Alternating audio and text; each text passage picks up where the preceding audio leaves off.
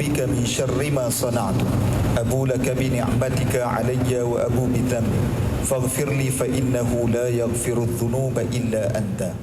Rabbi shrah li sadri wa yassir li amri wahlul 'uqdatam min lisani yafqahu qawli. Yang saya hormati, yang berbahagia Datuk Muhammad Zaidi bin Ramli, Pengarah Jabatan Hal Ehwal Agama Islam Negeri Sembilan, yang juga merupakan guru dan juga mentor saya. Turut saya alukan yang berbahagia Dr. Amru Al-Has bin Adnan, Pegawai Agama Islam Daerah Seremban, ataupun orang kampung panggil Qoti Seremban ni.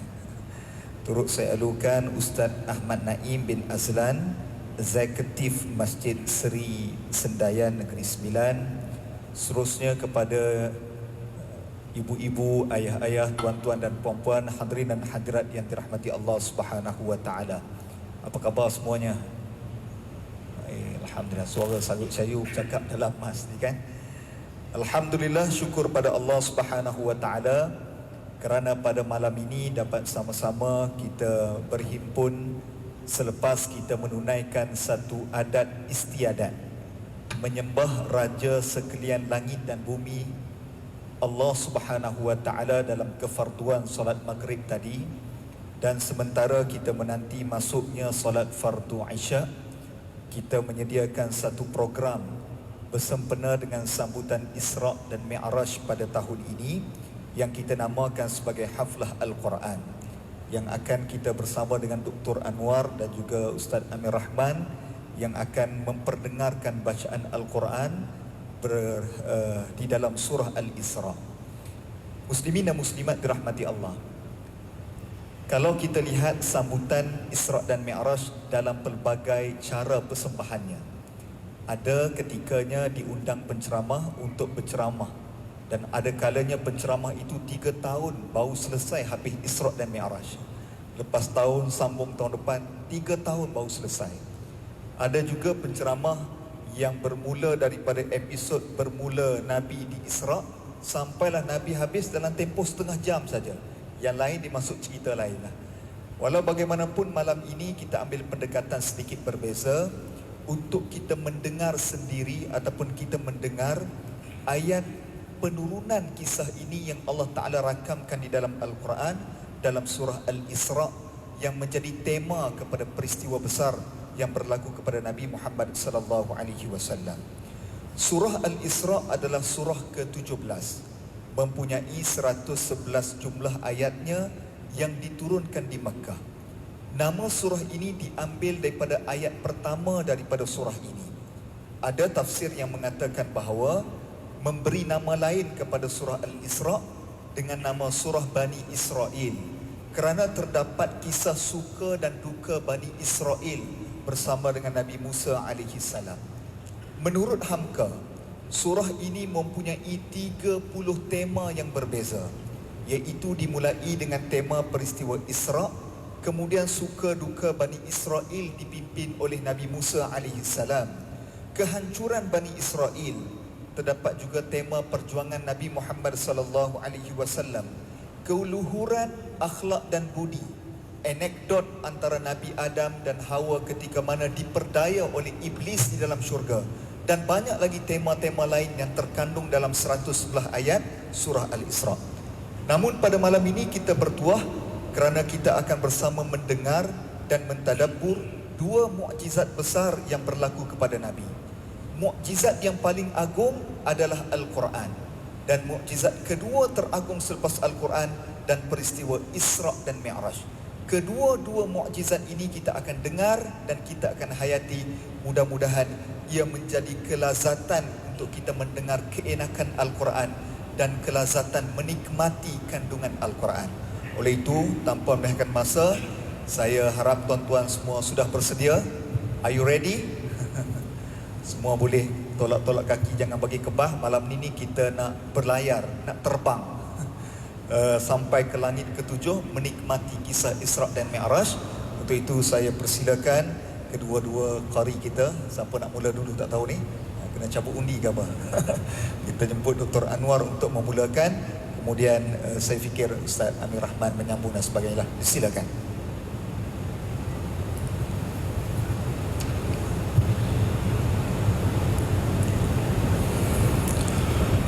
أعوذ بالله من الشيطان الرجيم.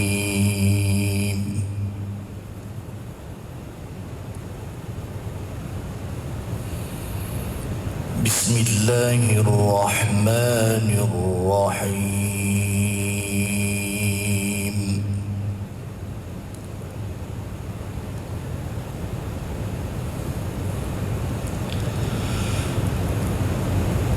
سبحان الذي أسرى بعبده ليلا من المسجد الحرام إلى المسجد الأقصى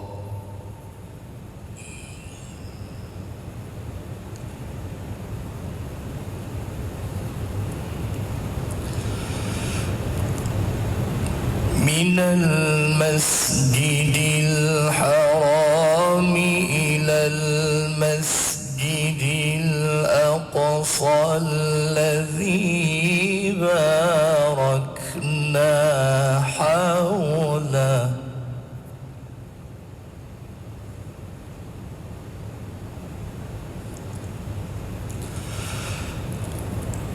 الذي باركنا حوله لنريه من آياتنا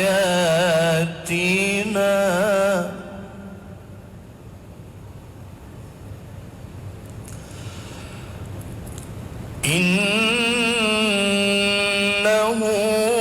هو السميع البصير.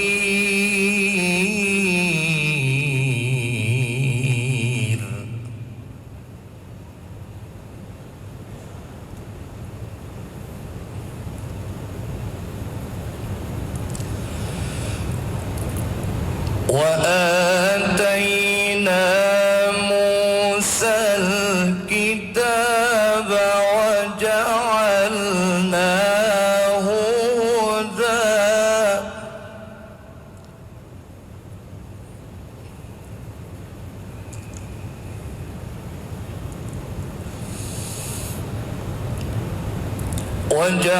وجعلناه هدى لبني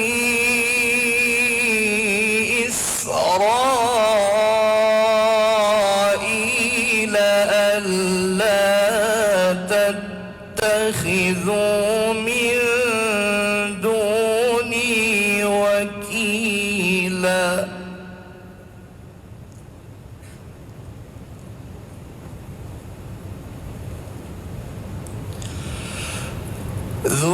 ذرية من حملنا مع نوح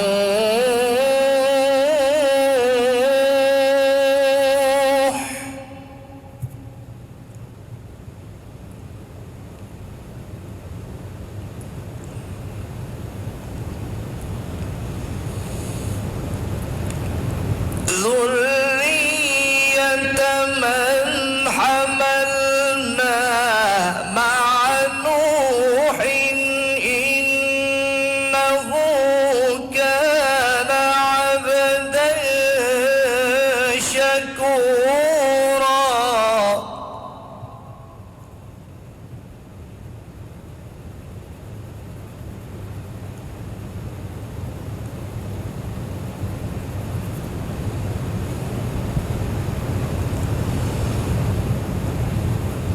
وقضينا إلى بني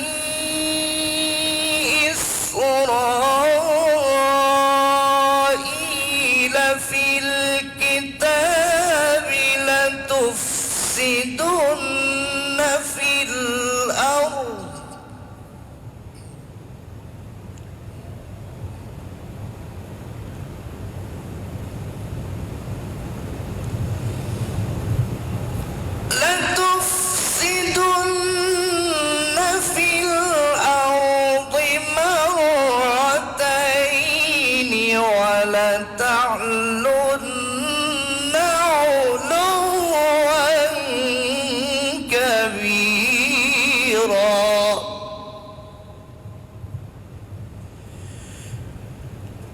فإذا جاء وعد أولاهما بعثنا عليكم عبادا لنا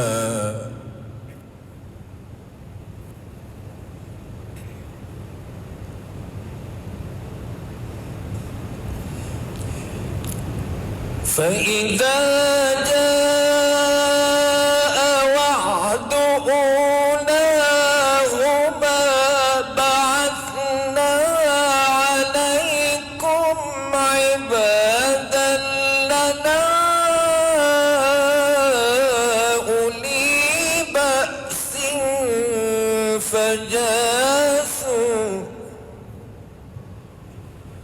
فجاسوا خلال الديار وكان وعدا مفعولا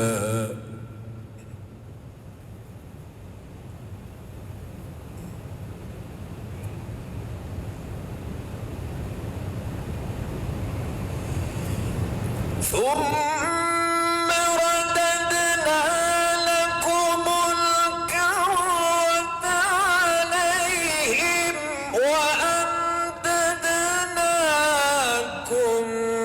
بأموال وبنين وجعلناكم أكثر نفيرا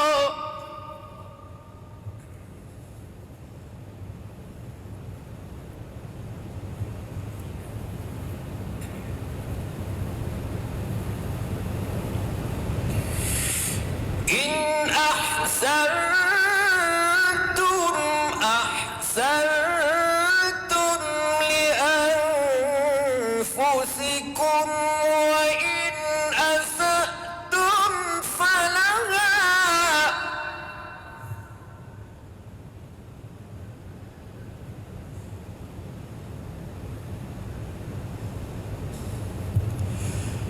فإذا جاء وعد الآخرة ليسوءوا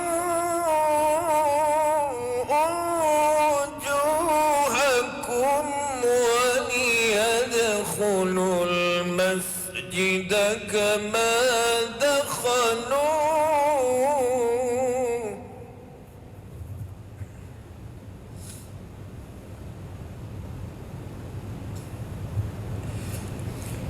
فإذا جاء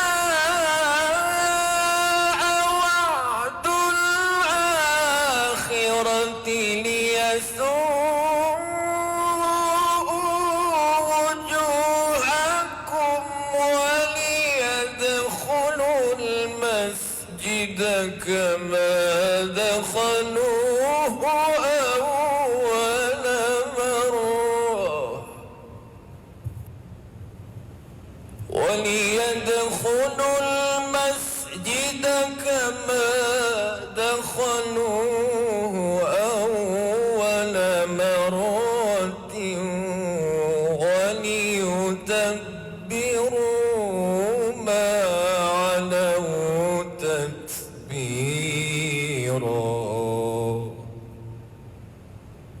صدق الله العظيم.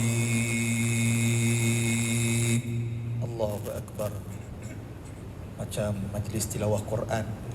Demikian tadi bacaan ayat suci Al-Quranul Karim yang telah diperdengarkan di sebelah kiri saya ini Dr. Anwar Hasin, Johan Musabaqah Tilawah Quran peringkat kebangsaan tahun 2013.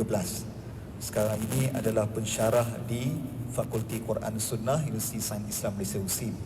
Sebelahnya saya ingat orang Negeri Sembilan mesti kenal lah, Ustaz Amir Rahman, Johan Musabaqah Tilawah Quran peringkat kebangsaan 2012 2011 dan pada tahun yang sama adalah Johan Tilawah Quran peringkat antarabangsa. Mudah-mudahan lebih ramai daripada anak-anak di Negeri Sembilan dapat mencontohi Ustaz Amir dan Ustaz Anwar. Mudah-mudahan lebih ramai lagi pencinta-pencinta Al-Quran yang lahir daripada bumi bertuah Negeri Sembilan ini. Saya tak tahu nak mulakan bagaimana setelah kesedapan Taranum Al-Quran. Apabila saya mengulasnya, takut tenggelam keenakan Quran dengan ulasan keldil yang saya lakukan. Tambah berdepan dengan guru saya Dr. Zaidi ini lagi, saya orang Kedah kata ketak lutut tuan-tuan sekalian. Walau bagaimanapun saya cubalah sekadarnya. Tuan-tuan nampak serius ni, takut lagi saya ni. Tuan-tuan okey ke? Okey, risau saya. Perempuan okey? Standard. Perempuan dah bersedia dengan pen dan kertas. Standard kita orang pergi ceramah satu Malaysia, yang perempuan memang dia akan pegang pen tunggu point. Yang lelaki standard satu Malaysia termasuk Sabah, Sarawak, Singapura. Dia relax ya kan. Baik. Surah Al-Isra ini sebagaimana kita dengar dimulai dengan kalimah tasbih. Subhanalladzi. Di dalam Al-Quran ada 7 ayat ataupun 7 surah yang dimulai dengan tasbih. Antaranya iaitu surah Al-Isra, surah Al-Hadid, surah Al-Hashr, surah As-Saff, surah Al-Jumu'ah, surah At-Ta'abun dan juga surah Al-A'la. Walau bagaimanapun, kebanyakan daripada 7 surah ini dimulai dengan Sabbahalillah, yusabbihu, tetapi ia dimulai di dalam surah Al-Isra ini dengan Subhanalladzi, Maha Suci Allah. Kata ulama tafsir, apabila ayat itu ataupun surah itu dimulai dengan kalimah tasbih, membesar dan mensucikan Allah, maka akan berlaku penceritaan yang menakjubkan selepas daripada kalimah Maha Suci Allah tersebut. Dan ia terbuktinya benar apabila surah Al-Isra ini disebut Maha Suci Allah yang telah memperjalankan hambanya di malam hari dari Masjidil Haram ke Masjidil Aqsa, yang kami berkati sekelilingnya dan kami perlihatkan kepadanya tanda-tanda kekuasaan kami. Sesungguhnya Allah Maha mendengar lagi Maha melihat. Ekspedisi Nabi dalam penceritaan Isra ini disebut di dalam surah Al-Isra hanya pada ayat pertama ini. Kemudian cerita Mi'raj pula ia disambung pada surah yang lain. Kadang-kadang kita berfikir, kenapa diceritakan pada ayat pertama, kemudian digantung penceritaan itu, kemudian ditarik pada surah yang lain. Inilah dalam ilmu munasabah Al-Quran, penyusunan Al-Quran, ayat-ayat Al-Quran ini ada dia punya hikmah dan tujuannya. Sedangkan Al-Quran ini turun pada ayat pertama dan ayat kelima pada surah Iqra bismi rabbikal ladzi khalaq, berhenti pada ayat kelima, pada disambung pula ya ayyuhal mudaththir kum fa'anzir, dipecah-pecahkan. Dan ayat yang penuh satu surah diturunkan yang pertama lengkap adalah surah Al-Fatihah.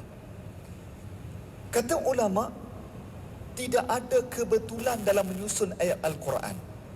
Semuanya ada hikmah dan tujuannya adalah untuk kita tadabbur, untuk kita kaji, untuk kita faham dan kita hayati, dan akhirnya kita akan lihat keindahan dan kesyumulan Al-Quran.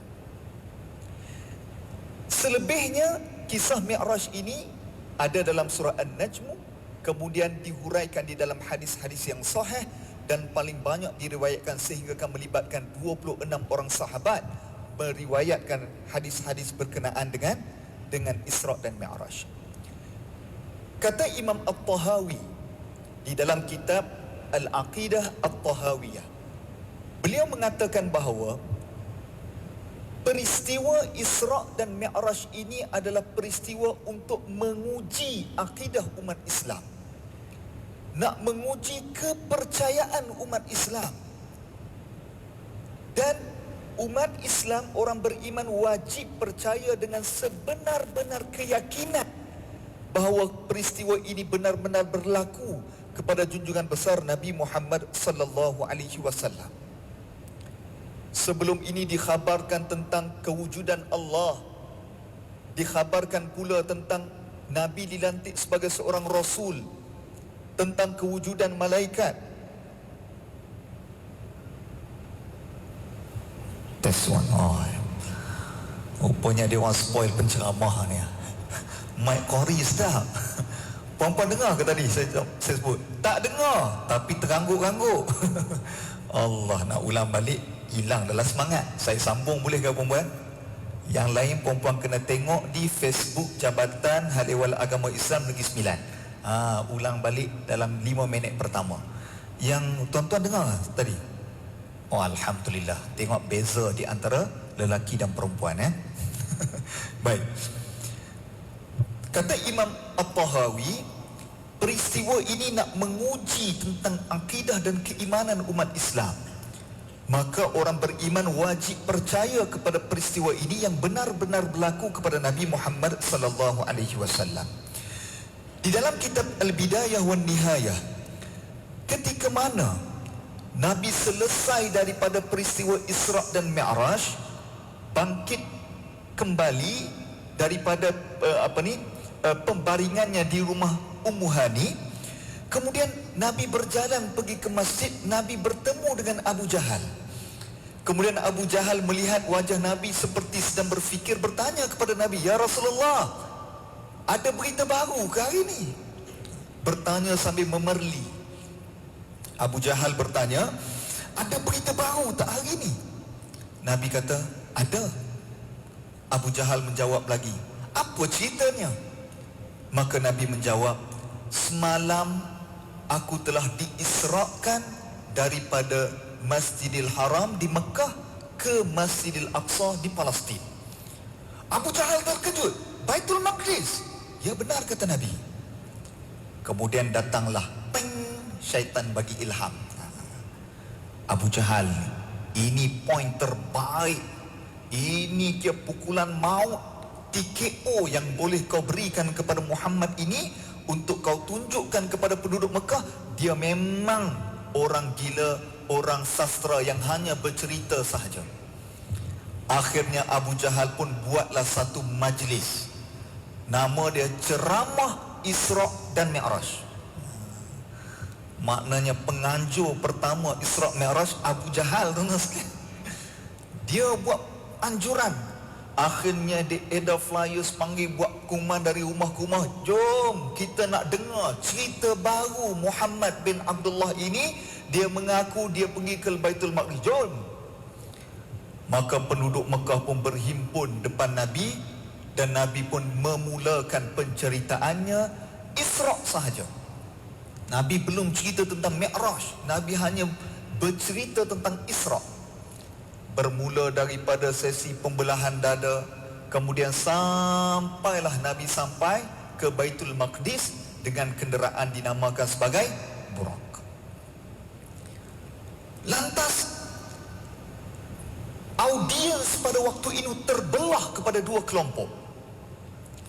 Ada satu kelompok dia kata sah Nabi ni gila, yang dipimpin oleh Abu Jahal. Kan aku dah kata dia ni mengaku. Nah, sekarang ini buktinya. Mana mungkin ada seorang manusia boleh bergerak daripada Mekah ke Palestin itu dalam satu malam, yang pada ketika itu kalau naik unta sekalipun memakan masa hampir 2 bulan. Dan sekarang ini dalam teknologi sekarang kalau naik kapal terbang memakan masa hampir 5 jam. Terbelah kepada dua bahagian. Satu bahagian kata confirm gila dah. Ada yang baru nak rapat-rapat dengan Islam, tergelincir. Yang munafik terselah kemunafikannya kerana ragu-ragu tentang kenabian Muhammad. Namun sekelompok lagi, kata Abu Bakar As-Siddiq, kalau Nabi cerita lebih dahsyat daripada ini, tetap aku percaya. Kalau Nabi kata bukan daripada Mekah ke Palestin, Mekah ke Malaysia, tu saya tambah lah tuan sekalian. Maknanya kalau lebih dahsyat lagi, tetap aku beriman dan aku percaya. Sebab itu tuan-tuan sekalian, apabila kita mendengar kisah Isra' dan Mi'raj, tepuk dada tanya iman kita. Kita ini puak mana? Adakah kita ragu-ragu seperti mana Abu Jahal ragu-ragu? Ataupun kita ini tanpa berfikir panjang, keimanan kita sekuat dan setebal Abu Bakar As-Siddiq. Ketika itu berlakulah dialog yang disebut di dalam Sahih Bukhari, tuan-tuan sekalian. Orang kafir Quraisy pada waktu itu cuba nak test Nabi. Betul ke Nabi ini sampai di Baitul Maqdis? Maka mereka bertanyakan soalan-soalan umum. Berapa kubah, berapa tiang. Kemudian Nabi menjawab satu persatu persoalan mereka. Sampai satu tahap Nabi kata, aku menjadi sama-sama. Kerana mereka bertanya soalan yang makin tirus, makin spesifik. Jadi aku rasa macam gelap sikit, sama-sama. Yalah tuan-tuan sekalian, macam saya tinggal di Sepang. Ini masjid ni dalam 3 kali lah. Ustaz Amir banyak kali lah kan? 3 kali juga Dr. Anwar? 2 kali. Kalau saya tanya Dr. Anwar, berapa anak tangga ada di Masjid Sri Sendayan kat depan? Tak boleh jawab sebab 2 kali je datang. Tapi kalau tanya eksekutif Masjid Sri Sendayan, dia boleh bagi tahu, Doktor, berapa lampu sendelia. Kalau tanya pengarah Jaihin pun saya ingat dia boleh tahu jubah kubah berapa, kosnya berapa, tiangnya berapa, dia boleh bagi tahu. Sebab apa? Dia orang sini. Nabi orang Mekah tanya tentang Palestin, dan kali pertama datang, tentu Nabi pun main sama. Bila dah terlalu spesifik, Nabi jadi sama-sama. Kemudian datanglah pertolongan Allah memberi gambaran di mata Nabi tentang Baitul Maqdis. Dan Nabi dapat jawab satu persatu sampai orang Mekah dah habis soalan nak tanya.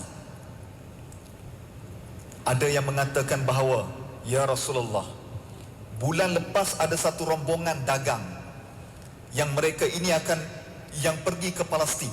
Kamu bertemu tak mereka ini? Nabi kata, ya, mereka akan pulang hari ini dengan unta putih. Dan akhirnya mereka pergi menunggu di sempadan, dan benar rombongan itu pulang. Maknanya satu persatu dijawab, sekalian. InsyaAllah. Namun orang yang tetap nak mendustai Nabi tetap melakukan sedemikian. Dan orang yang beriman, yang pimpinan Abu Bakar As-Siddiq, tetap beriman kepada Nabi. Baik. Hal ini terjadi juga pada waktu ini. Perangai Abu Jahal ini ada berlaku. Dengan mereka cuba-cuba untuk membuat keraguan. Kata, apa bukti sains Nabi membelah langit ke-7? Apa bukti? Mereka mahu mencipta bukti dan sebagainya, kerana mereka kata, selagi mana tak ada bukti sains, maka ianya tidak benar. Sedangkan iman tidak perlu dibuktikan dengan sains. Kadang-kadang ahli sains terlebih sehingga kan mahu membuktikan kalam Al-Quran, sehingga mereka selagi mana tak jumpa penemuan tersebut, mereka ragu-ragu. Ada profesor saintis di Malaysia ini, beliau buat tentang thesis PhD tentang molekul-molekul di dalam air. Kemudian beliau sampai berfikir, kenapa belum jumpa sedangkan Al-Quran telah menyebut.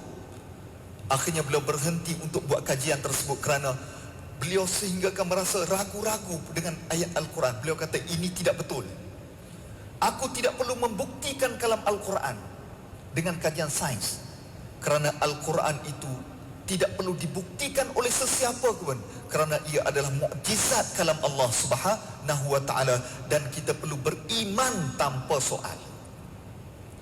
Tuan-tuan sekalian, berbicara tentang perjalanan Mi'raj, dalam pengkajian akademik mengkaji tentang galaksi bumi, sarjana barat pada 1610, Galileo Galilei menggunakan teleskop untuk mengkaji jalur terang di langit yang dikenali sebagai galaksi Bima Sakti. Dan selepas daripada itu berlumba-lumba, sama ada daripada Amerika maupun Rusia.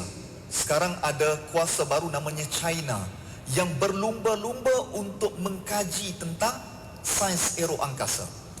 Terbaru, negara pertama daripada Teluk Arab telah menghantar satu kapal angkasa yang bernama Hope pada 19 Julai 2020, negara Emirat Arab Bersatu UAE, menghantar kapal angkasanya ke Marikh. Tetapi kapal angkasa yang tiada pesawat, yang dihantar robot menggunakan kamera teleskop, dihantar berlumba-lumba untuk mengkaji tentang planet. Tapi sehingga ke saat ini, saintis tidak boleh menunjukkan kepada kita di mana langit pertama. Di mana langit pertama, saintis tak dapat nak buktikan. Yang Nabi bertemu dengan Nabi Adam di langit pertama, Nabi Harun di langit yang kedua, itu tidak dapat dibuktikan di mana langit pertama. Kalau kita kata Bima Sakti itu belum langit pertama, Masya Allah. Inilah Allah sebut tadi, min ayatina, tanda-tanda kebesaran kami. Oleh kerana itu, para hadirin, sebelum saya serahkan kepada Ustaz Dr. Anwar dan juga Ustaz Amir Rahman, kadang-kadang kita seperti kaum Bani Israel yang kalau berjumpa benda pelik baru kita beriman. Masjid Seri Sendayan pagi tadi sejadah berdiri, Allah, ini kekuasaan Allah. Tetapi sedangkan setiap pagi matahari terbit, itu bukan kekuasaan Allah, itu kekuasaan Allah. Kita menjadi takjub sekiranya suatu petang apabila hujan telah turun dan kembali nyaman, terbentuk awan kalimah Allah. Secara kebetulan kita pun, ya Allah, aku beriman, ya Allah. Ini perangai Bani Israel yang setiap hari menuntut mukjizat-mukjizat daripada Nabi mereka. Tetapi apabila diberikan mukjizat, tetap tidak beriman. Cukuplah kapal Nabi Nuh yang berlayar ketika taufan yang begitu kuat dengan izin Allah di dalam surah Hud. Cukuplah Nabi Ibrahim walaupun dibakar dengan api terasa nyaman seperti mana di dalam surah Al-Anbiya ayat 69. Laut terbelah, Musa dan Harun menyeberangi dan dengan pukulan tongkat Nabi Musa. Nabi Isa dapat menghidupkan orang yang mati dengan izin Allah. Nabi Yunus selamat daripada perut ikan dengan izin Allah. Maka tidak peliklah peristiwa Isra dan Mi'raj ini berlaku kepada junjungan besar Nabi kita, Nabi Muhammad sallallahu alaihi wasallam. Terakhir, pada tahun 2012 ada seorang ulama Syria namanya Profesor Dr. Syekh Abdul Latif Farfouk. Beliau datang ke Masjid Sultan Salahuddin Abdul Aziz Shah Alam. Ketika itu saya hadir syarahan perdana beliau di bulan Rajab seperti ini, tajuknya Al-Isra wal Mi'raj. Ketika mana beliau menghuraikan ayat 1 tadi dan cerita Isra dan Mi'raj, satu kata-kata yang sampai sekarang melekat di minda saya. Kata Profesor Dr. Syekh Abdul Latif Farfouk, kenapa Nabi dibelah dadanya dan dibersihkan dengan air Zam-Zam sebelum di Isra dan Mi'rajkan? Kerana hanya orang yang hatinya bersih sahaja yang layak bertemu Allah Subhanahu wa taala. Oleh itu, para hadirin sekalian, marilah sama-sama kita tanqiyatul qalbi, kita bersihkan hati kita, kita sucikan hati kita, kerana Allah tidak mahu jumpa orang-orang yang hatinya kotor. Mudah-mudahan ayat ini boleh memberi manfaat kepada kita. Lantas kita sambung pula dengan ayat yang seterusnya dengan kedua-dua qari kita. Saya ingat baca panjang sikit lah. Bila qari baca pendek, saya yang berdebar, masa lebih kat saya. Jadi qari panjang bagi sedap sikit, sebab semua datang ni nak dengar qari. Saya ni kira pelakon tambahan, Ustaz. Silakan Sami.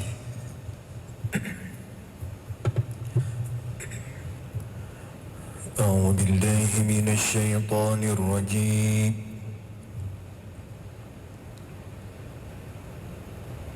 بسم الله الرحمن الرحيم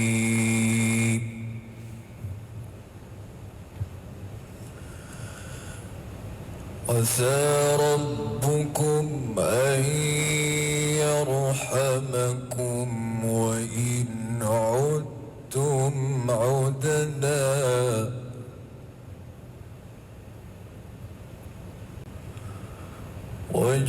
وجعلنا جهنم للكافرين حصيرا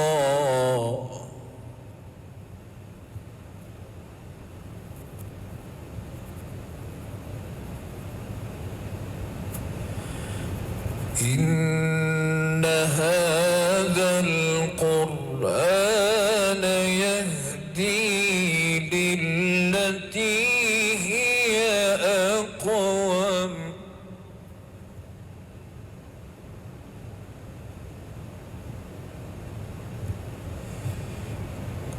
ويبشر المؤمنين الذين يعملون الصالحات أن لهم أجرا كبيرا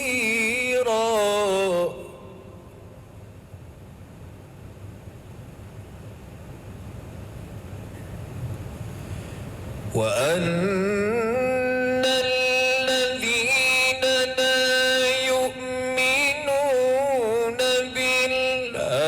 بالآخرة أعتدنا لهم عذابا أليما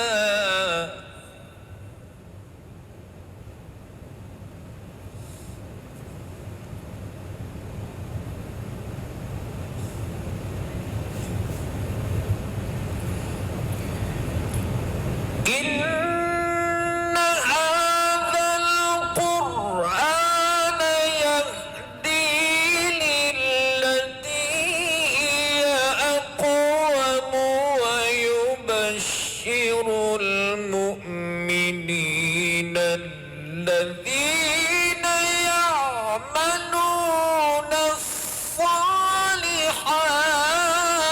الصالحات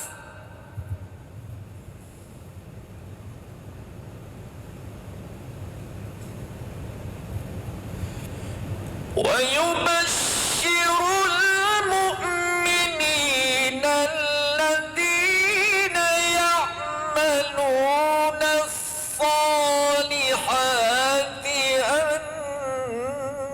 أن لهم أجرا كبيرا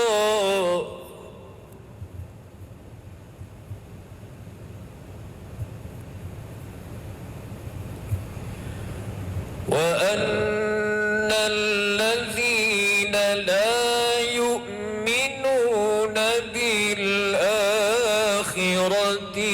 أعتدنا لهم عذابا أليما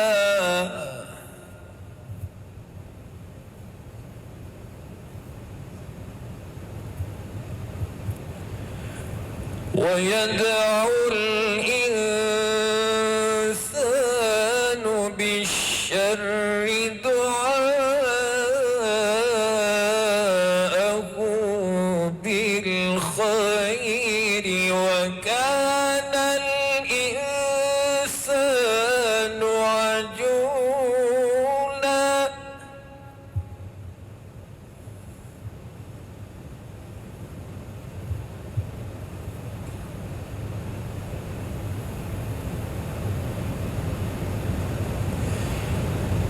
وجعلنا الليل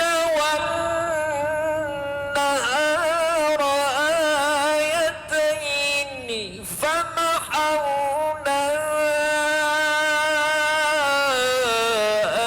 آية الليل وجعلنا آية النهار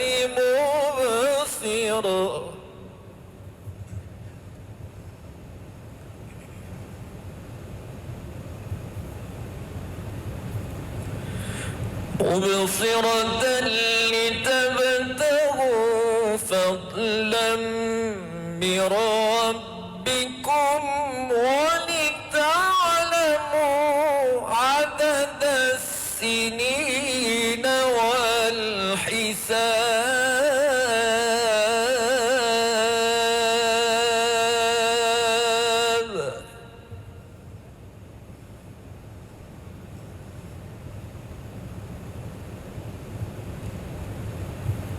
وكل شيء فصلناه تفصيلا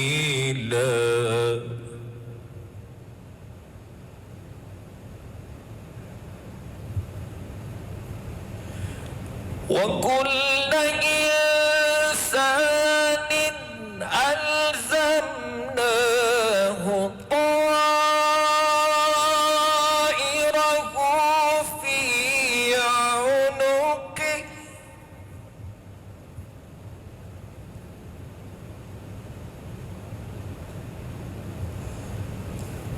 ونخرج له يوم القيامة كتابا يلقاه منشورا اقرأ كتابك كفى بنفسك اليوم عليك حسيبا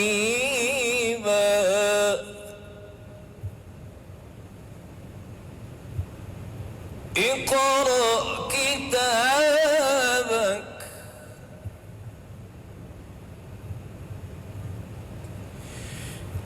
كتابا يلقاه منشورا اقرأ كتابك كفى بنفسك اليوم عليك حسيبا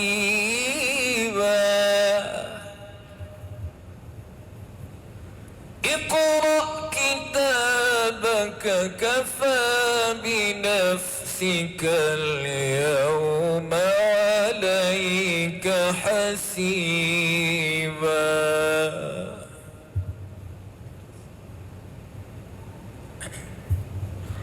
صدق الله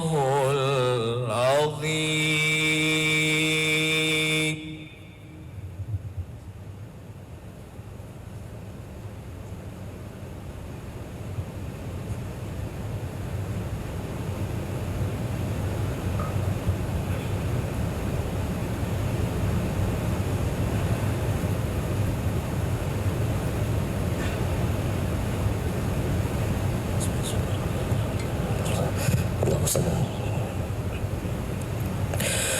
الله أكبر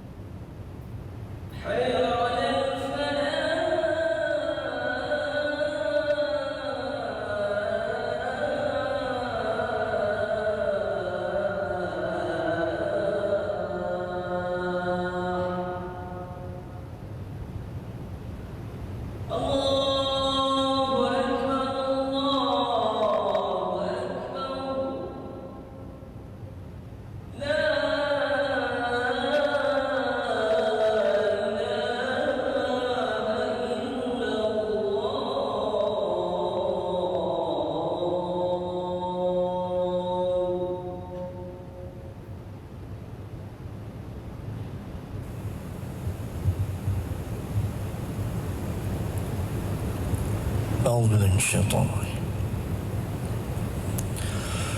بسم الله الرحمن الرحيم.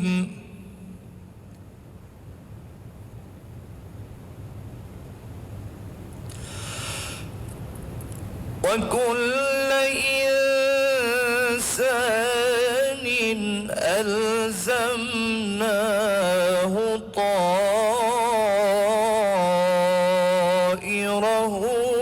في عنقه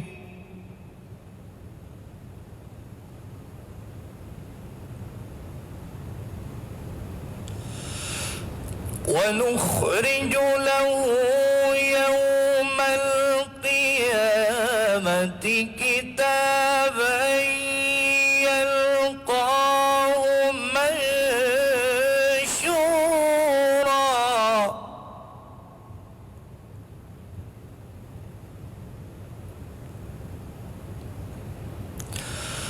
اقرأ كتابك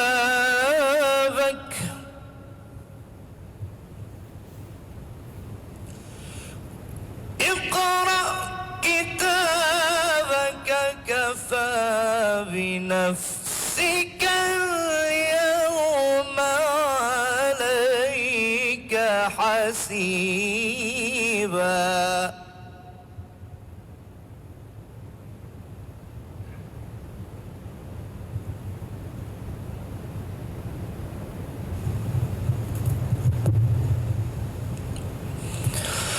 اقرأ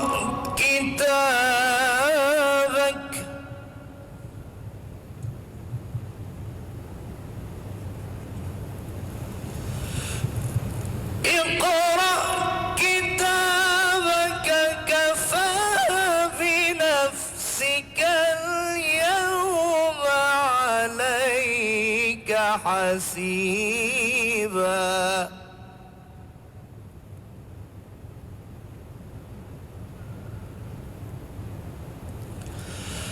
من اهتدى فإنما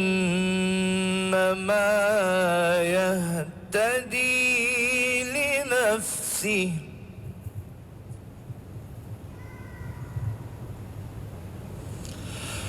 ومن ضل فإنما يضل عليها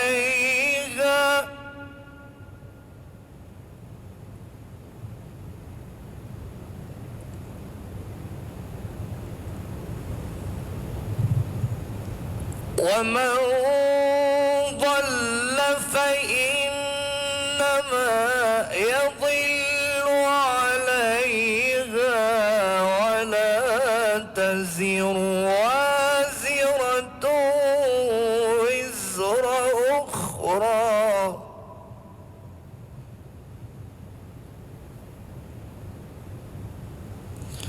وما كنا معذبين حتى نبعث رسولا صدق الله العظيم. Sadaqallahul Azim. Alhamdulillah. InsyaAllah kita sambung dalam 5 ke 10 minit sebelum kita tutup untuk menunaikan solat fardu Isya insyaAllah. Baik.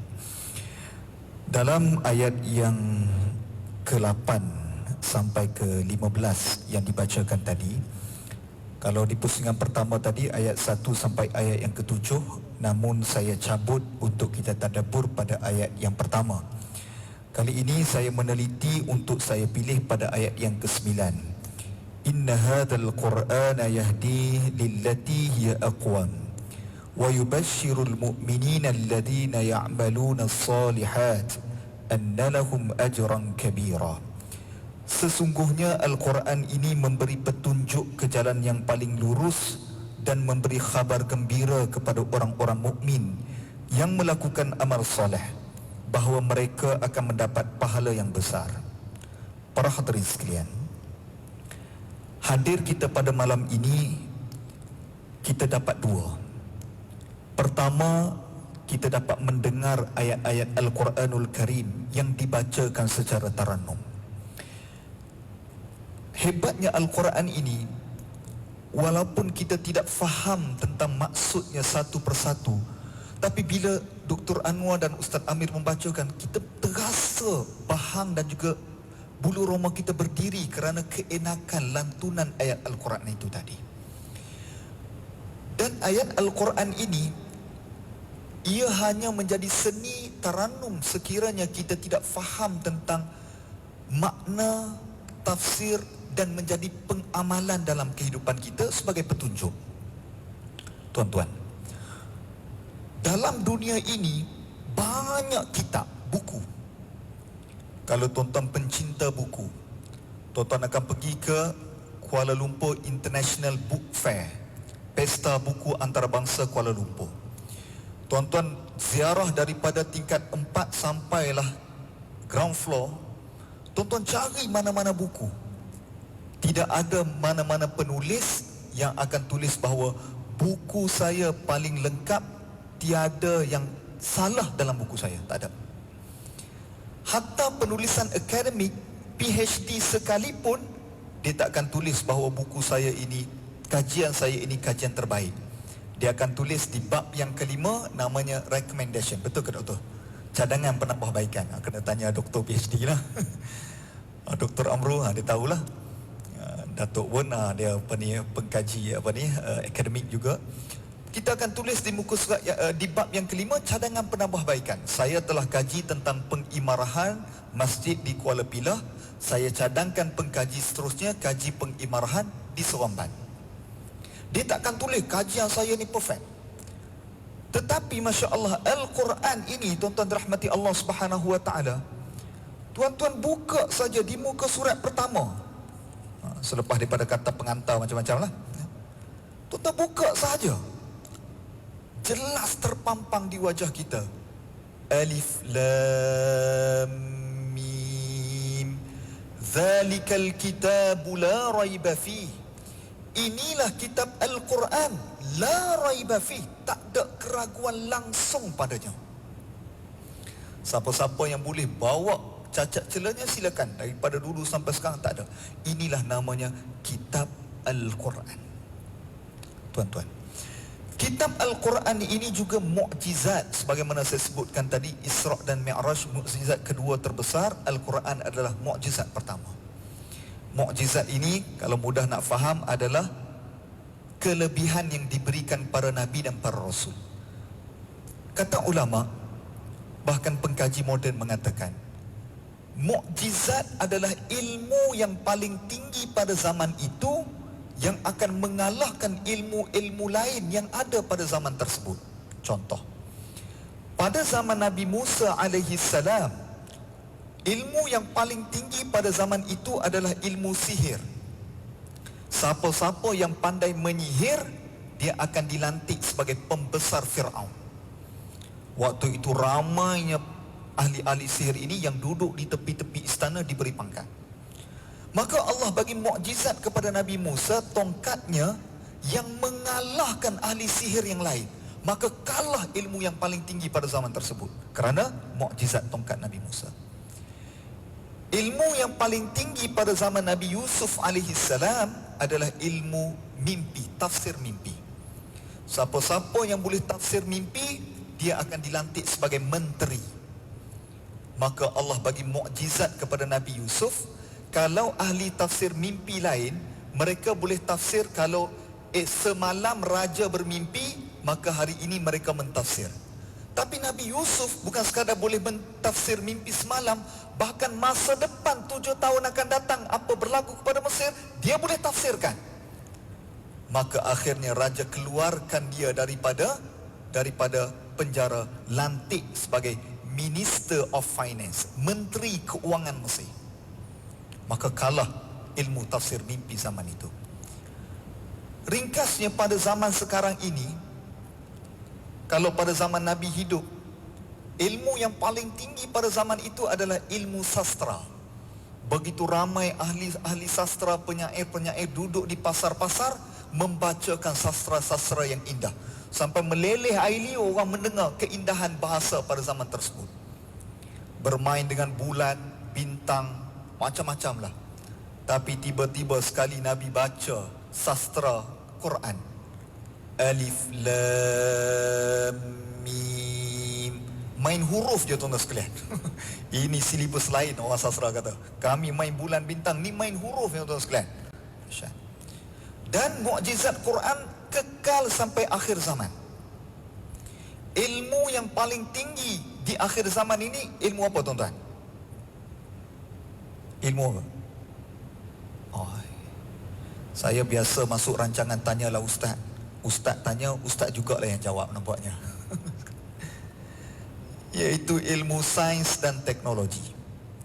Siapa-siapa yang boleh menguasai ilmu sains aero angkasa sampailah sains petroleum, dia kuasai bumi. Dan betul lah sekarang. Maka nak mengalahkan ilmu sains dan teknologi ini, Allah bagi mukjizat Al-Quran. Macam mana ustaz ilmu sains dan teknologi boleh dikalahkan dengan ilmu Al-Quran? Baik. Pada tahun 1922, ada satu teori sains yang disebut sebagai the king of science theory. Teori yang paling hebat sekali yang dinamakan sebagai teori Big Bang tahun 1922 oleh Alexander Friedman. Dia kata dahulunya bumi kita ini satu, kemudian berlakunya Big Bang. Akhirnya bumi ini terpecah melalui bulan, bintang, matahari, planet sebagainya. Dia rasa hebat dah ni. Sebenarnya dia copy and paste daripada Quran dalam surah Al-Anbiya ayat 30, yang mana Allah mengatakan bahawa aku ciptakan bumi ini padu satu, kemudian aku pisahkan keduanya. Dia rasa hebat, sebenarnya ambil daripada Quran. Ada satu ilmu sains ketenteraan yang hebat, namanya sains ketenteraan Shinzo, teori peperangan Shinzo. Kalau tuan-tuan baca ilmu ketenteraan tersebut, termasuklah Western Military Theory, teori peperangan barat. Kalau teori peperangan Cina, dia kata kalau kita nak pergi berperang, kita kena bawa gendang. Bila sampai di perbatasan peperangan, ketuklah gendang begitu kuat supaya menggetarkan musuh. Kalau teori peperangan barat, dia kata kita kena tunjuk aset ketenteraan. Sebab itu ada ujian nuklear. Perang tak pun, uji dulu ke debam Korea Utara kepada Korea Selatan. Perang tak lagi, minggu depan Korea Selatan pula balas debam. Perang tak pun, tapi menunjukkan ketenteraan. Sebab itulah Malaysia selalu buat namanya 5 Langkawi International apa? M tu apa? Military Aerospace Maritim. Amboi, duk ingat 5 ya sebenarnya. Datuk juga betulkan saya. Sebab tu saya suruh Datuk ceramah. Tujuannya apa? Buat pameran. Kita pun tunjuklah helikopter Nuri. Nuri ada sekalian. Singapura pun tunjuk, kita pun kata bila melalui saja booth Singapura, ini dahsyat, tak boleh perang ni. Sampai pula kat Thailand, dahsyat lagi. Sampai pula kat dekat, dahsyat lagi. Akhirnya dengan dahsyat-dahsyat tu tak jadi perang, karena tengok aset peperangan. Ini telah disebut di dalam Al-Quran, tuan-tuan sekalian, surah Al-Adiyat wal Adiyati dhabha yang kita duk baca tu. Cerita tentang kuda perang saja. Allah supaya suruh kita hentak kaki kuda perang supaya menggetarkan musuh, sekalian. Itu sains ketenteraan disebut di dalam Quran. Saya fikir semua ni pernah bekerja, mungkin ada yang masih bekerja dalam good governance. Sekarang orang bercakap tentang integriti lah, macam-macam lah. Semuanya diambil daripada Quran. Surah Al-Qasas, inna khaira man istajarta al-qawiyul amin. Allah kata kalau kamu nak pilih seorang pekerja, 2 ciri. Pertama, Al-Qawi. Dalam bahasa Melayu namanya kuat. Terjemah dalam bahasa pengurusan dipanggil sebagai kompetensi.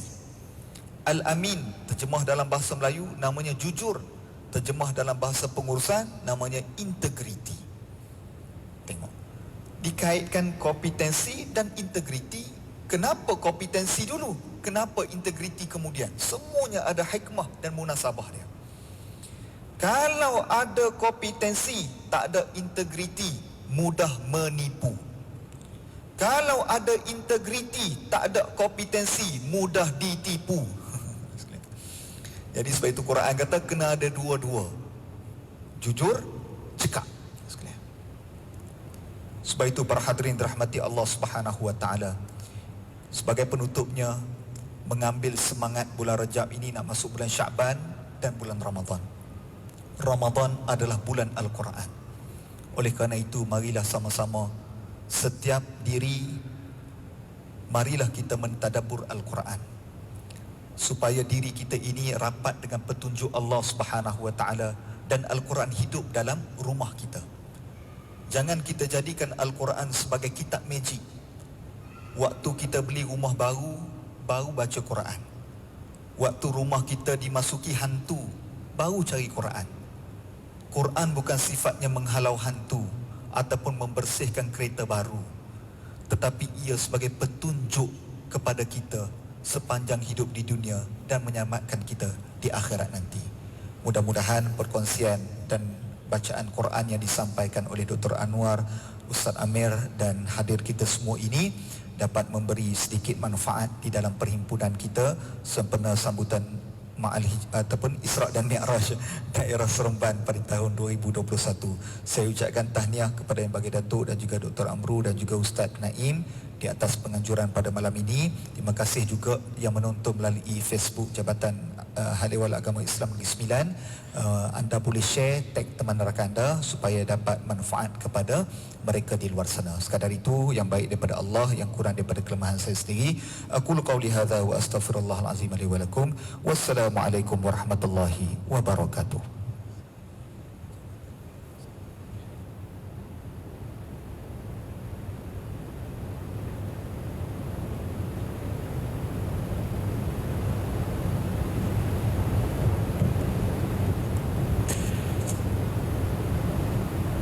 Terima kasih diucapkan kepada ketiga-tiga panel di atas bacaan Al-Quran dan tadabbur